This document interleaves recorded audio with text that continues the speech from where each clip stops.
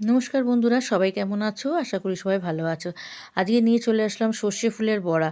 আর সর্ষে ফুলের বড়া গরম গরম ভাত দিয়ে হোক বা সন্ধেবেলা চায়ের সাথে দারুণ খেতে লাগে। সেই সর্ষে ফুলগুলো বাজার থেকে আনা হয়েছে। বাজার এনে ভালো করে ধুয়ে পরিষ্কার করে জল দিয়ে ধুয়ে তাকে ঝুড়ির মধ্যে দিয়েছি জল ঝরতে। আর বড়াটা বানাবার জন্য নিলাম 1 বাটি বেসন, 2 চামচ চালের গুঁড়ি, কাঁচা লঙ্কা গ্রেট করা, একটু নুন, হলুদ গুঁড়ো, লঙ্কা গুঁড়ো আর দিলাম একটু চিনি। আর কোনো কিছু দিতে লাগবে না। এবার ভালো করে বেসনটা ফাটিয়ে নিয়েছি।